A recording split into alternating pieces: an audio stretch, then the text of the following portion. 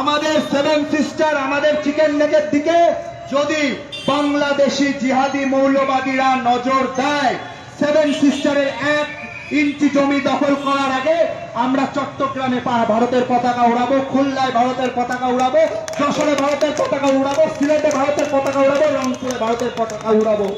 বাংলাদেশকে গাজাপট্টি বানিয়ে দেব। বাংলাদেশ বলে আর কোনো দেশ থাকবে না।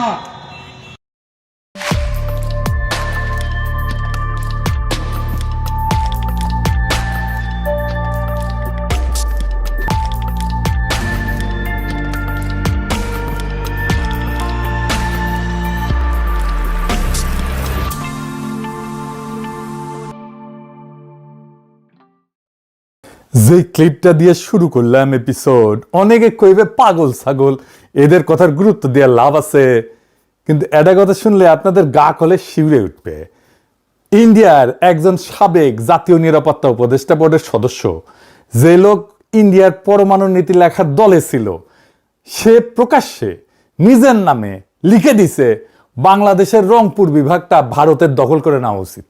কি ভয়ঙ্কর কথা! কোনো রাগঢাক নাই, কোনো ইঙ্গিত না, সরাসরি শিরোনাম লিখেছে। দেখেন, ইংরেজি যেহেতু লিখেছে ঠিকই লিখেছে না, বাংলাতে হচ্ছে যে শিলিগুড়ি করিডোর চওড়া করো, বাংলাদেশের রংপুর বিভাগ দখল করো। চিন্তা করেন কি হইতেছে। আর আমগারে সরকার বসে বসে আঙুল চুষিচ্ছে। আগে বুঝে নেই চিকেন নেক জিনিসটা আসলে কি, শিলিগুড়ি করিডোরটা কি। আগে শুনিছেন, তাও আবার বলি, শুনলে তো অসুবিধা নাই। এটা তো দেখান ম্যাপে ইন্ডিয়ার উত্তর পূর্বের 8টা রাজ্য, আসাম, মেঘালয়, ত্রিপুরা, মণিপুর, মিজোরাম, নাগাল্যান্ড, অরুণাচল, সিকিম, এই পুরা অঞ্চল মূল ভারতের সাথে জোড়া লাগানো আছে একটা সরু গলার মতো জমি দিয়া। নাম শিলিগুড়ি করিডোর বা চিকেন নেক। ডাক নাম হইতেছে চিকেন নেক, মুরগির গলার মতো আর কি। কত সরু জানেন? সবচেয়ে সরু জায়গাটা 20 থেকে 22 কিলোমিটার। এই সরু গলাটার এক পাশে নেপাল, আর এক পাশে ভুটান, আর নিচে বাংলাদেশ, আর একটু উপরে চীনের চুম্বি উপত্যকা। এই গলা যদি কেউ একবার চাইপা ধরে, ভারতের 8টা রাজ্য মূল ভারত থেকে বিচ্ছিন্ন হয়ে যাবে, এক কোপে মাথা আলাদা। এই কারণে ইন্ডিয়া এই করিডোরটা নিয়ে সবসময় আতঙ্কে থাকে। এই জন্য ইন্ডিয়ানরা একটা ভয়ঙ্কর সমাধানের কথা বলা শুরু করলো। সমাধানটা কি? দুর্বল গলা চওড়া করতে হবে। কেমনে? বাংলাদেশের জমি কাইটা নিয়ে। এবার আসেন ওই লোকের কথায়, যার কথা দিয়ে শুরু করেছিলাম, ভারত কারনাদ নাম। উই কোনো পাগল না, পাগল ছাগল না, কোনো ইউটিউবের গরম গরম বক্তাও না। নয়াদিল্লির সেন্টার ফর পলিসি রিসার্চের সিনিয়র ফেলো, ইন্ডিয়ার প্রথম জাতীয় নিরাপত্তা উপদেষ্টা বোর্ডের সদস্য, পরমাণু এটা নীতি এটা লেখার দলে ছিল ওই লোক। নিজেকে পরিচয় দেয় ভারতের সবচেয়ে অগ্রগণ্য রক্ষণশীল স্ট্র্যাটেজিস্ট বইলা। তো এই লোক লিখলো, হুবহু শুনেন কি লিখলো। ওই লিখলো, ইন্ডিয়ার উচিত সামরিকভাবে বাংলাদেশের রংপুর বিভাগটা ছিনায় নেওয়া আর সীমান্তটা সোজা করে ফেলা। বালুরঘাট গাইবান্ধা রেখা বরাবর, ওই রেখাটা মনে রেখেন, ওই জায়গায় ফিরে আসবো। বালুরঘাট গাইবান্ধা রেখাটা মনে রেখেন। তার ভাষায়, করিডোর চওড়া করা এখন জাতীয় নিরাপত্তার অপরিহার্যতা। কিভাবে দখল করবে? কারনাদ 2টা পথ বলে দিচ্ছে। প্রথম পথ হইতেছে ভদ্রভাবে কিনে নেওয়া। লিখছে ভারত ইন্ডিয়া ঢাকাকে প্রস্তাব দিতে পারে 16,000 বর্গ কিলোমিটার রংপুর বিভাগটা 10 থেকে 20 বিলিয়ন ডলারে কিনে নেবে। বাংলাদেশের তো 104 বিলিয়ন ডলার ঋণ, এই টাকা দিয়ে নাকি সেই ঋণের বোঝা কিছুটা কমবে। ওই নাম দিছে এটাকে লুইজিয়ানা পারচেজ, মানে আমেরিকা ফ্রান্সের কাছ থেকে লুইজিয়ানাটা কিনে নিয়েছিল ওকে আর কি। তো যদি ঢাকা রাজি না হয়, তাহলে দ্বিতীয় পথ সামরিক অভিযান, সোজা বাংলায় যুদ্ধ করে কেড়ে নেওয়া। কিন্তু এর মধ্যে সবচেয়ে ভয়ঙ্কর অস্ত্রটা হইতেছে, সে বলতেছে রংপুর বিভাগে মানুষ থাকে প্রায় 1,80,00,000। কারনাদ এই মানুষগুলোকে নিয়ে কি লিখছে জানেন? লিখছে এই জনগোষ্ঠীকে সামরিক অভিযানের অংশ হিসেবে বাংলাদেশের ভেতরে ঠেলে দেওয়া উচিত। শুধু তাই না, আরো এক ধাপ আগায় বলছে জনসংখ্যা বিনিময়ের প্রস্তাব দিছে। বাংলাদেশের 1,30,00,000 যে হিন্দু আছে, তাদের আর রংপুরের 1,80,00,000 মুসলমানের মধ্যে অদল বদল করে ফেলা হোক। মানে বাংলাদেশ হয়ে যাবে পুরোপুরি মুসলমানের দেশ, আর রংপুর হয়ে যাবে হিন্দুর দেশ ভারতের। বুঝে চাও? ভাবেন একবার, একজন সাবেক রাষ্ট্রীয় নিরাপত্তা উপদেষ্টা প্রকাশ্যে একটা প্রতিবেশী দেশের ভূখণ্ড দখল আর কোটি কোটি মানুষকে জোর করে উৎখাত করার কথা লিখতেছে। আর আমাদের সরকার বসে আছে চুরে আঙুল চুষিচ্ছে। এটা একটা লোকের কথা না, এটা একটা প্যাটার্ন। আসেন একটা একটা করে দেখি, তারিখ মিলায়।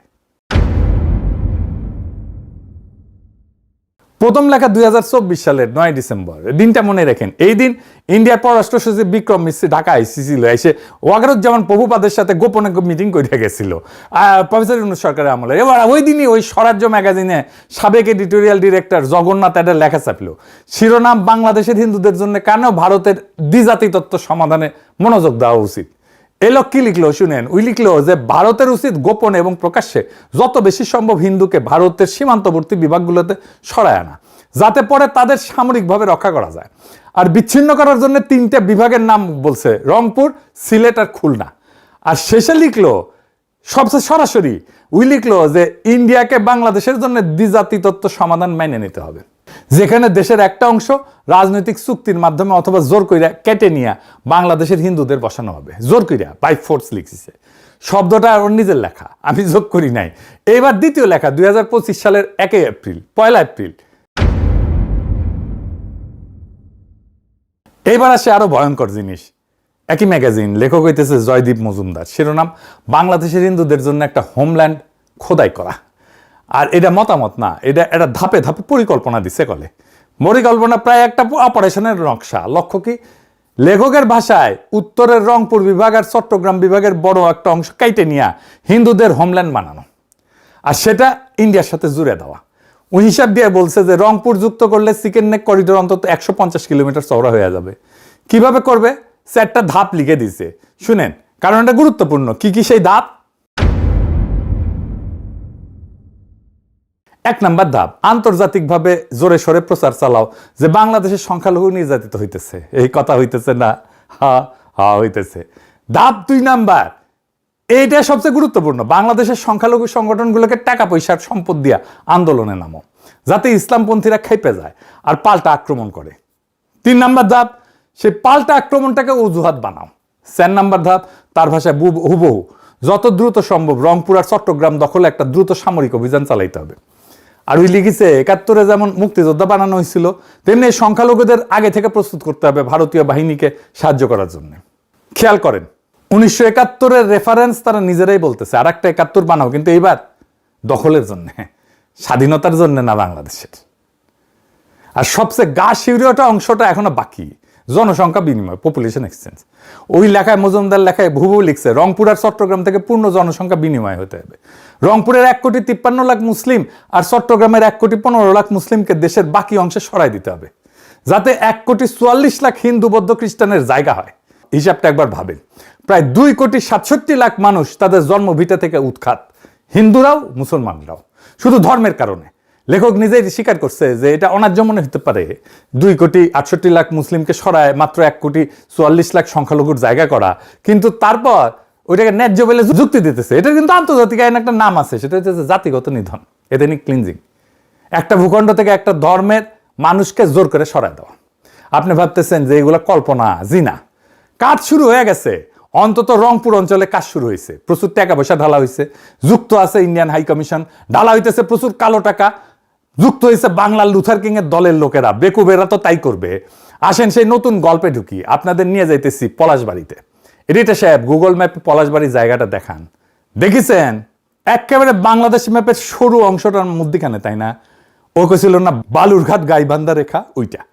যদি রংপুর কাইটে নিতে হয় তাদের দাদাদের পরিকল্পনা অনুসারে, তাহলে এটাই মোক্ষম জায়গা যেখানে আপনার এটা ভালো হোল লাগবে। আচ্ছা আসেন আপনাদের এই জায়গার একটা অংশে নিয়ে যাই।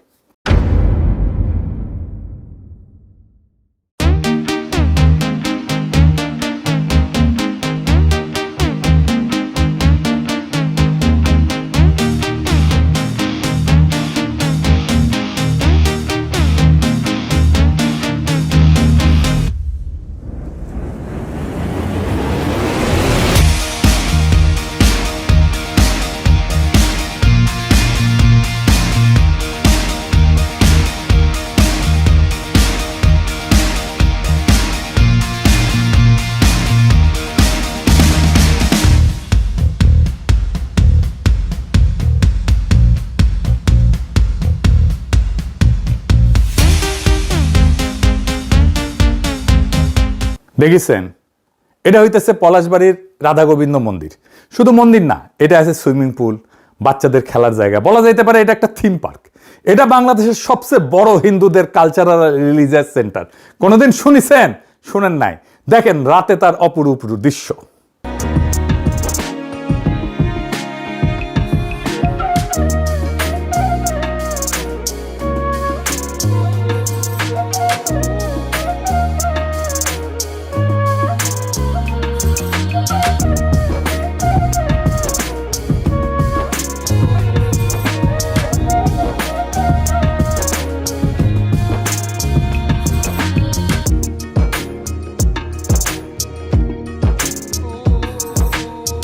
দেখেছেন? ঠিক এই জায়গায় একটা সুবিশাল রাম মূর্তি হইতেছে। ভারতীয় সহকারী হাই কমিশনার উদ্বোধন করেছে। এই যে দেখেন, একই জায়গায় আর একটা সুবিশাল কৃষ্ণ মূর্তি হয়েছে, সেটাও উদ্বোধন করেছে ভারতীয় সহকারী হাই কমিশনার। এই পলাশবাড়িতেই গীতা মহোৎসব হয়েছে, এই জায়গায়, এই মন্দিরে। ওইখানেও আসছে ইন্ডিয়ান সহকারী হাই কমিশনার। বাংলাদেশের হিন্দু সম্প্রদায় তাদের ধর্মাচার করবে উৎসাহ উদ্দীপনার সাথে, এটা তো খুবই আনন্দের কথা। কিন্তু ইন্ডিয়ান হাই কমিশনার কাম কি, খামা কি আমরা পরে দেখব নি। আমি ভাবলাম পলাশবাড়িতে মনে হয় হিন্দু সম্প্রদায়ের লোকজন বেশি, বা প্রচুর বড় লোক আছে হিন্দুরা। খোঁজ নিয়ে দেখলাম পলাশবাড়ি উপজেলা 2011 সালে আদমশুমারি অনুযায়ী হিন্দু জনসংখ্যা 15,640 জন। সেই সময় উপজেলার মোট জনসংখ্যা ছিল 2,44,792 জন, মুসলিম 2,29,030 জন, হিন্দু 15,640 জন। অর্থাৎ হিন্দু জনসংখ্যা ছিল মোট জনসংখ্যার 6.4% আর মুসলিম 92.48%। মানে সবচেয়ে কম হিন্দু অধ্যুষিত এলাকা বাংলাদেশের মধ্যে এটা। তো স্ট্র্যাটেজিক লোকেশনটা দেখেন, আমাদের দেশের জন্য ভৌগোলিকভাবে নাজুক একটা জায়গা। এত বড় স্থাপনা, মূর্তি করা অর্থায়ন কোত্থেকে এসেছে? আমাদের গোয়েন্দারা কি এই সংবেদনশীল নাজুক ভৌগোলিক জায়গায় একের পর এক সুবিশাল মূর্তি বসানোর বিষয়টা কি ক্রিটিক্যালি অ্যানালাইজ করছে? করেননি। এটা কে প্রতিষ্ঠা করছে জানেন? আসেন সেটা দেখি। হরিদাস চন্দ্র তরণী দাস, আরো নাম আছে, সেটা পরে দেখবো। সে আবার বেশ প্রগতিশীল, অসাম্প্রদায়িক, দুস্থ রোজাদারদের সাহায্য করে। দেখেন, সে এই অঞ্চলে সব হিন্দু ধর্মীয় স্থাপনার দখল নিছে। দেখেন, শ্মশানের দখল নিছে, সেটা আবার প্রতিবেদন করতেছে টুপি মাথায় দিয়ে এক মুমিন মুসলমান। দেখেন, এই কেন্দ্রীয় শ্মশান ঘাটের নিয়ন্ত্রণ ভার তুলে দেওয়া হয় হরিদাস চন্দ্র বাবুর হাতে। আজ থেকে 15-16 দিন আগে এই কেন্দ্রীয় শ্মশান ঘাটের নিয়ন্ত্রণ হরিদাস বাবু গ্রহণ করেন। দেখেছেন? বেকাত্তর টিভি আবার নিউজ করিচ্ছে এটা নিয়ে। দেখেন, ভগবান শ্রীকৃষ্ণের বিগ্রহ, আর এটি পৃথিবীতে দ্বিতীয় বৃহত্তম, আর এর উচ্চতা হচ্ছে 53 ফিট। ভগবান শ্রীকৃষ্ণের বিগ্রহ যেটি 51 ফিট এবং আদি যুগে আমাদের যে আছেন 32 ফিট, এবং বিশ্বের সর্বপ্রথম সে অযোধ্য ভারতের মতো বাংলাদেশেই তৈরি হচ্ছে 81 ফিট, যা সারা বিশ্বের মতো প্রথম। এবং এটি আগামী জুলাই মাসে উদ্বোধন হবে। এখানে সূর্য মন্দির হবে 154 ফিট। হ্যাঁ, দেখেছেন? শুধু এই মন্দির তৈরি করতে 22 কোটি টাকা লাগিছে নাকি, আবার অন্য জায়গায় বলে 40 কোটি টাকা লাগিছে। এক মাস যেতে না যেতে বিভিন্ন ভক্তর ফোন আসে, হরিদাস বাবু তুমি মন্দির করতেছ, আমরা তোমার মন্দিরে কিছু সাহায্য করতে চাই। কেউ ইট দিচ্ছে, কেউ সিমেন্ট দিচ্ছে, কেউ রড দিচ্ছে, কেউ বালি দিচ্ছে। এইভাবে হাঁটি হাঁটি পা করে আজকে এই পর্যন্ত ভক্তদের অনুদানে প্রায় 40 কোটি টাকা খরচ হয়ে গেছে। ভালো কথা, টাকা আছে, খরচা করিছে, আমার কি, আমাদের কি, তাই না? কিন্তু যে করিছে তার বয়স তো কম, এত টাকা পেল কই? উই বলে তার নাকি রিসোর্ট আছে, ডেলি 2 থেকে 3 লক্ষ টাকা লাভ হয়। শুনেন, ওর মুখেই শুনেন। এই উৎসটা হচ্ছে আমার একটা রিসোর্ট আছে, এটা হচ্ছে ময়মনসিংহ শহরে আমার একটা রিসোর্ট আছে। এই রিসোর্টটাতে প্রতিদিন আমার 2 থেকে 3 লক্ষ টাকা হয়। সাইবুর রহমানের ছেলে আছে না, এখন এমপি, ওনার একটা রিসোর্ট আছে, দুসাই রিসোর্ট নাম, বাংলাদেশের হাই এন্ড রিসোর্ট, মানে সবচেয়ে ভালো রিসোর্টগুলোর একটা। তো উনি আসছিলেন আমার প্যারিসের এই বাসাত, এই দরিদ্রের বাসাতে আসছিলেন, ওই হাসিনা আমলে আর কি। তো উনার রিসোর্টে আমি গেলে যাইতাম মাঝে মাঝে, পছন্দের একটা রিসোর্ট। তো এটা আমি জিজ্ঞেস করছিলাম উনারে, তা আমি কইছিলাম যে আপনার লাভ কেমন হয় ওইখানে। তো উনি কইতেন মাসে টেনে মোটামুটি 50 লক্ষ টাকা লাভ হইতো আর কি। উনি নিজেই বলছেন ঢাকার রিসোর্ট এসে 3 লক্ষ টাকা দিনে লাভ করে। হ্যাঁ, ওই মেডিকেল কলেজ করবি, হাসপাতালও করবি। দেখেন, দেখেছেন? আজ এইবার আসেন দেখি সে টাকা পায় কোথায়। আমি নিজে কিছু কমো না, বাংলাদেশের মিডিয়ায় প্রকাশিত একটা প্রতিবেদন দেখাবো, মাথায় আকাশ ভেঙ্গা পড়বে। আসেন সেটা দেখি।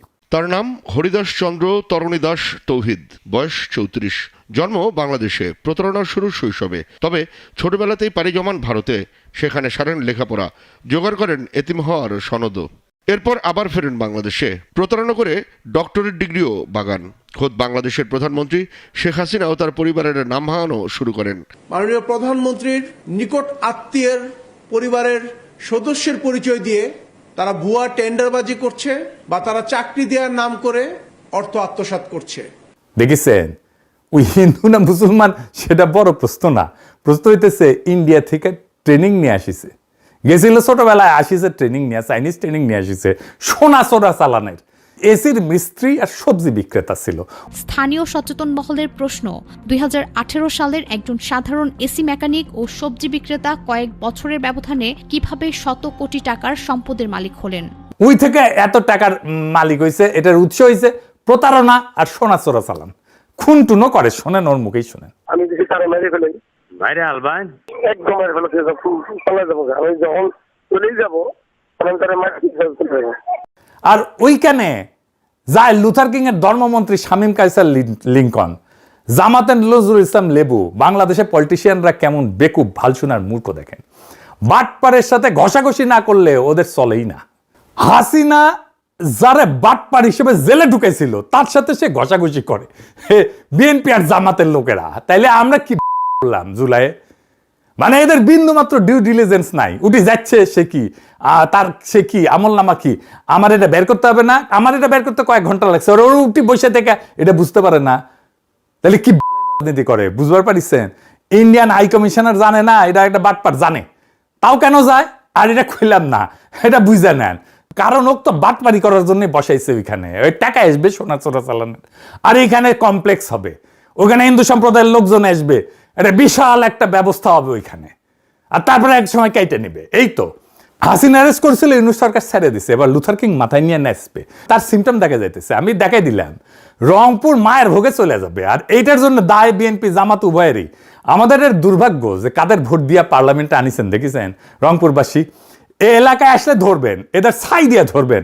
বাংলাদেশের সার্বভৌমত্ব নিয়ে ফাজলামি করলে তার মাপ নাই, টেংরি ভেঙে দিবেন একেবারে। যেই হোক, তার ইনকিলাব জিন্দাবাদ।